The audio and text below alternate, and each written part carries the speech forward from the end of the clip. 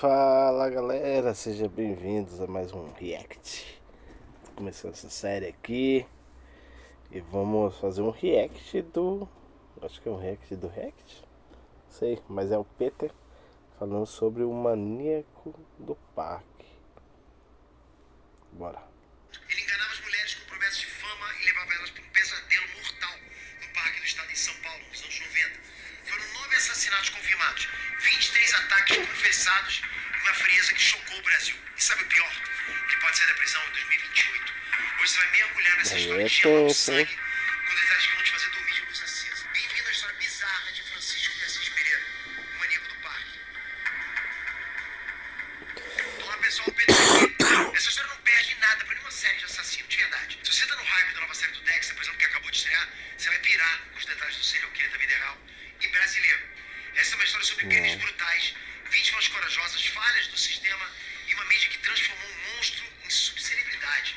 Se prepara porque os detalhes são sinistros. E é bom avisar para você, responsável, que esse vídeo ele tem um teor mais adulto, mais pesado, então sugiro que você não assista com crianças, junto com crianças, ok? E mais uma vez, eu, em nome de todo o nosso time, a gente quer agradecer vocês por vocês estarem vindo aqui, se inscrevendo nesse canal. É um presente isso sem igual, porque é um começo de canal avassalador, né? Esse aqui é o terceiro, quarto vídeo. Propaganda, Não sei se propaganda, eu tô gravando esse vídeo, mas a gente já tá chegando a 100 mil inscritos, pelo menos eu acho que a gente tá. E é surreal isso pra Vambora, gente. Peter. Se inscreve no canal que eu tenho certeza que aqui você vai E encontrar se muito inscreve aí no bacana. canal, hein? Vamos lá. Deixa seu gostei, seu cara. Aqui no canal que eu tenho certeza que aqui você vai encontrar muito tema bacana. Vamos lá. Galera, o Brasil tem esse problema, Em né? São Paulo. Era o verão de 1998 e São Paulo fervia, como sempre, com aquela energia caótica, né? O Brasil tem esse problema de pegar vagabundo e transformar ele em celebridade, né? Infelizmente a população brasileira tem essa forma, né? Não sei se é a palavra correta de ficar pegando gente que não valem nada, né? Não valem nada, não serve, não agrega em nada na sociedade e tornando ela como grandes celebridades. Só que muita coisa acaba voltando, né? O calor escaldante fazia as pessoas buscarem refúgio nos parques e praças. Mas um lugar que deveria ser sinônimo de tranquilidade virou palco de horror. O Parque do Estado, na zona sul da cidade. Entre árvores e trilhas, corpos de mulheres começaram a aparecer no decorrer dos meses. Mas todos ali, no mesmo parque. E todos com sinais de violência sexual e estrangulamento. A notícia se espalhou como fogo, né? Era oficial. O serial killer estava solto. A cidade entrou em pânico. Os jornais traziam manchetes sensacionalistas. As pessoas tinham medo de sair sozinhas. Enquanto isso, as autoridades tentavam criar um perfil e encontrar qualquer mínima pista que levasse ao assassino solto. Quem era ele? Era como procurar uma agulha no palheiro, e por meses, né? Mas a resposta estava mais perto do que eles imaginavam. Escondida na figura de um motoboy aparentemente comum, com um sorriso fácil e uma lábia afiada, né? Ele era Francisco de Assis Pereira, o maníaco do parque. A face do maníaco. Em 29 de novembro de 1967, em São José do Rio Preto, interior de São Paulo, nascia mais um bebê, como qualquer outro, né? Ninguém poderia imaginar que aquela criança tão comum e tão frágil iria marcar a história, mas de um jeito muito ruim. Ele recebeu o nome de Francisco, e durante toda a vida ele parecia um cara sem nenhum diferencial. E foi aparentemente assim a vida toda, né? Ele tinha um sonho, ele queria ser patinador. Ele chegou a ganhar o apelido de Chico Estrela quando ele era jovem, mas esse sonho ficou engavetado e deu lugar a um trabalho menos artístico e mais realista, mas ainda se mantendo sobre rodas. Com 31 anos ele trabalhava como motoboy entregando encomendas pelas ruas de São Paulo. Mas por trás da fachada de trabalhador, existia um homem com um passado tenso e uma mente perturbada. A infância do Francisco foi cheia de traumas profundos com abusos, violências e uma família completamente desestruturada, que não justifica nada, mas sempre piora. Com 10 anos ele sofreu abuso sexual por parte da tia dele e, segundo os especialistas, contribuiu para uma fixação mórbida por seios, um traço que apareceu nos crimes brutais que ele cometeu. Na adolescência ele enfrentou mais abusos, incluindo uma experiência traumática com um homem que quase castrou ele e fez com que ele tivesse um medo obsessivo de perder os órgãos genitais. Esses eventos eles afloraram uma personalidade instável que explodiu em violência na vida adulta. Antes de virar o maníaco do parque, o Francisco já mostrava sinais de comportamento violento. Prova disso são os relatos da Tainá, uma travesti que viveu com ele por mais de um ano. Ela contou que ele agredia ela fisicamente com socos no estômago e tapas no rosto, um padrão que no futuro ia se repetir igualzinho com as vítimas dele. Mas ninguém poderia prever a escala de horror que ia se desencadear naquele ano de 1998. modus operandi. Diferente do que você pode estar pensando, o Francisco não era um predador impulsivo. Ele tinha um método calculado e quase teatral, o que tornava os crimes dele ainda mais assustadores. Sexta-feira ou sábado, esses eram os dias que ele preferia para agir. Francisco ia até a estação de metrô Jabaquara, um ponto movimentado do bairro onde ele observava mulheres jovens. Talvez fosse um instinto, mas de algum jeito ele sabia perceber e escolher mulheres emocionalmente vulneráveis para se aproximar. Ele escolhia uma vítima e daí para frente o destino dela estava traçado. Ele abordava a mulher com um sorriso confiante, se apresentando como olheiro de uma revista de moda ou de uma empresa de cosméticos. Ele chegava elogiando a beleza dela, dizendo que ela tinha o perfil perfeito para ser modelo. Francisco não tinha nenhum receio nessa hora.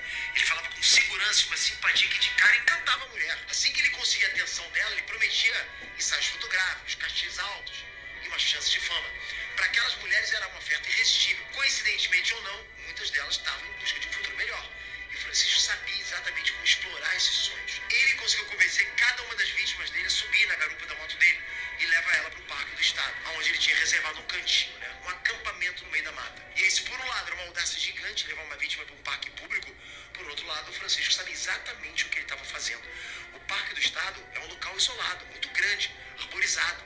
E era lá, no local escolhido a dedo pelo Francisco, que o charme dava lugar à violência. Ele violentava as mulheres sexualmente e, em muitos casos, assassinava elas, deixando os corpos escondidos na mata. A face das vítimas. Se eu não me engano, ele casou também. Francisco confessou 11 assassinatos e 23 ataques, mas foi condenado por 9 mortes. Na época que o assassino estava ativo, cada vez surgiu uma notícia, era um novo golpe na cidade. E no Brasil, o caso virou notícia nacional. E mesmo pessoas que moravam muito distantes de São Paulo ficavam aflitas com os crimes. Já em São Paulo, muitas mulheres passavam a viver sob o medo de quem seria a próxima vítima. A única coisa que se sabia era que todo mês uma jovem aparecia morta no parque. Entre as vítimas confirmadas estão Rosa Alves Neto, de 21 anos, trabalhava como telefonista. No dia 24 de maio de 1998, ela acordou deprimida por causa do fim do namoro dela. Então ela decidiu distrair a cabeça no parque Ibirapuera.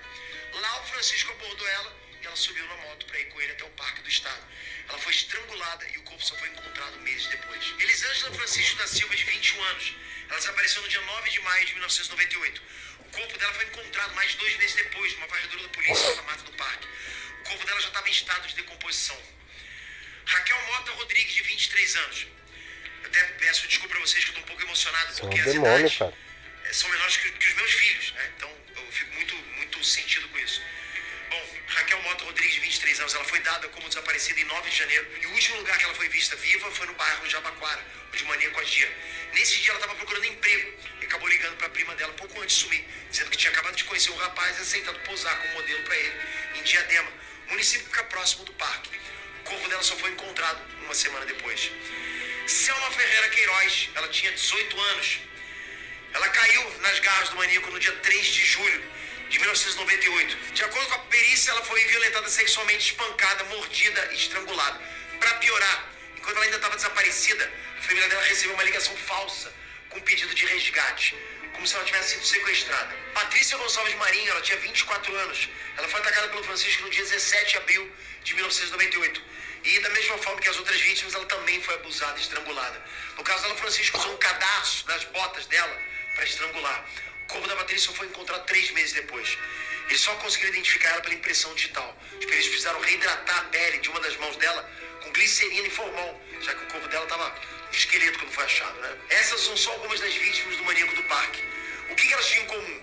O gênero, a faixa etária, que não passava ali de 24 anos. Por isso, para mim, foi muito difícil passar essa informação para vocês.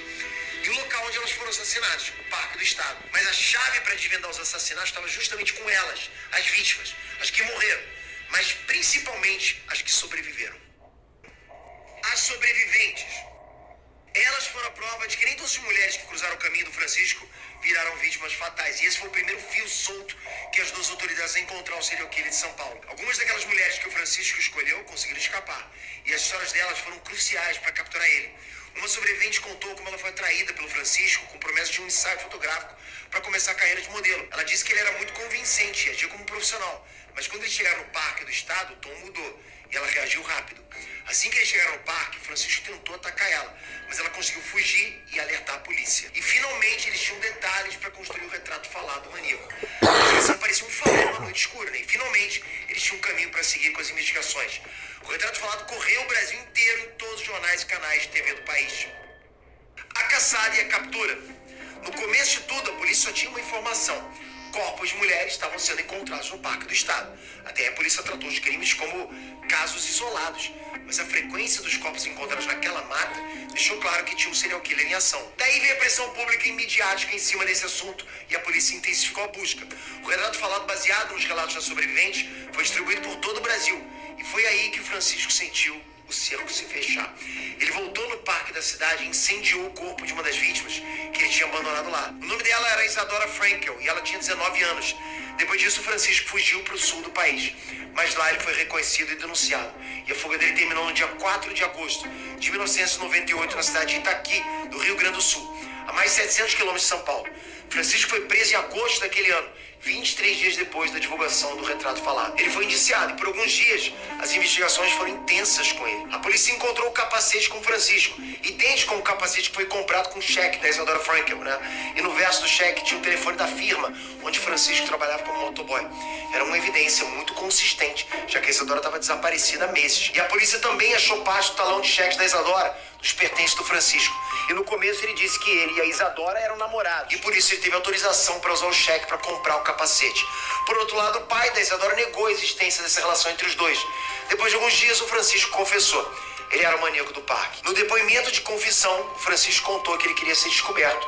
E por isso ele deixou o telefone no verso do cheque que ele usou para comprar o capacete. Ele pegava os pertences das vítimas depois que matava elas. E assim ele teve o talão de cheques da Isadora, por exemplo.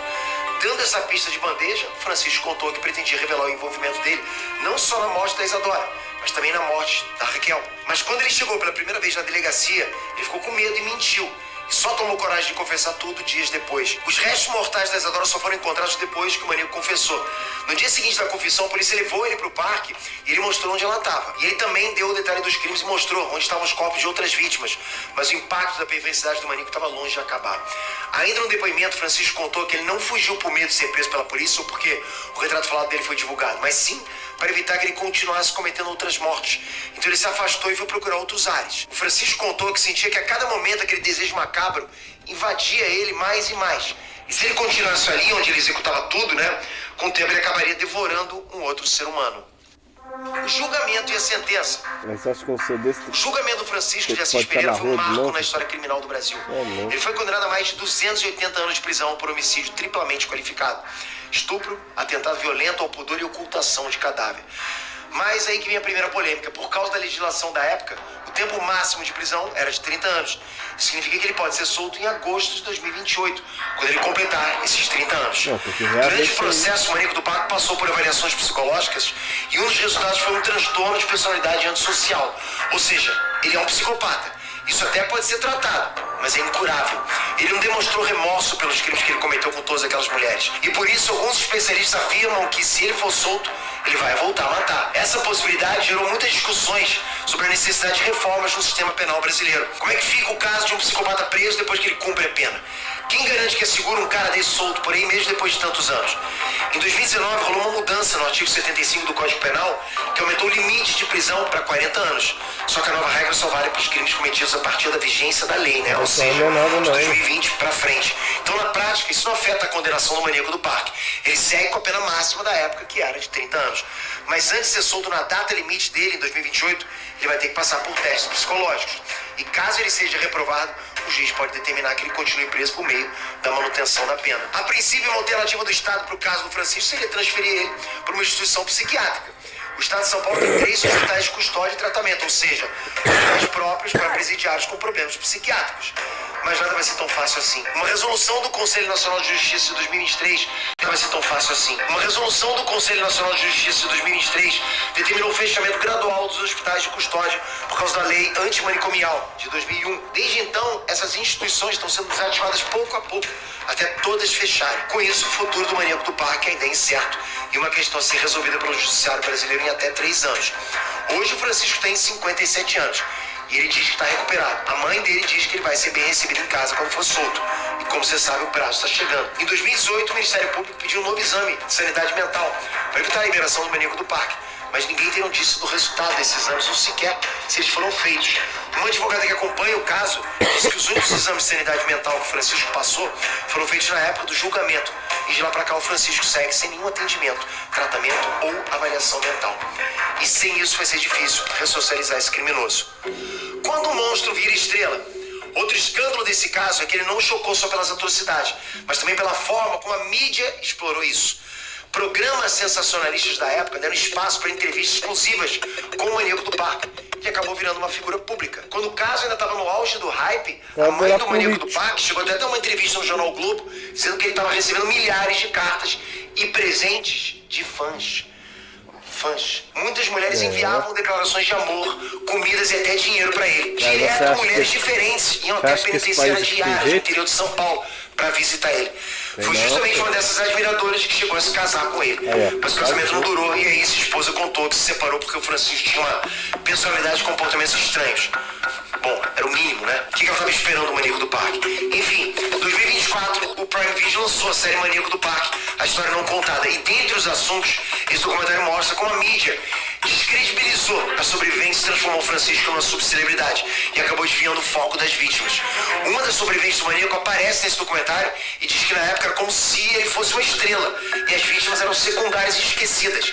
Isso é um fenômeno que costuma acontecer no caso de serial killers. Quem lembra do surto coletivo que foi quando lançaram a série do Jeffrey Dahmer, né? Bom, a história fica até aqui, até a próxima atualização. Mas se a história do Maníaco do Parque te deixou intrigado com a mente dos serial killers, ou se você adora mergulhar nesse mundo, seja na vida real ou na ficção, você tem tudo pra estar hypado com a série Dexter Resurrection. Acertei. A série acabou de estrear e trouxe o Dexter de volta. Vivia nativa, né? Solto em Nova York. Diferente do Maníaco do Parque que agia por impulso e crueldade, o Dexter tem um código moral, matando só aqueles que merecem, né? Enquanto o Maníaco do Parque representa o pior da realidade, o Dexter faz a gente refletir sobre a linha tênue entre herói e vilão. E é por isso que eu quero te convidar a continuar nesse assunto junto comigo. Eu acabei de postar um vídeo da análise da estreia da nova temporada de Dexter lá no Inert. Depois desse vídeo, corre lá pra você ver. Obrigado por esse vídeo. E aí, galera? Eu pergunto pra vocês: Brasil tem jeito? Hã? Pessoal mandando carta, como fã. Até chegou a casar, cara. Você acha que esse país vai mudar? E bobear esse cara sair aí, se ele se candidatar e virar político, mano, ele ganha. Entendeu? Porque parece que o povo desse país aqui é meio, ó, tem um problema, cara, tem um problema. Bom, deixa eu gostei, se inscreva no canal e fui.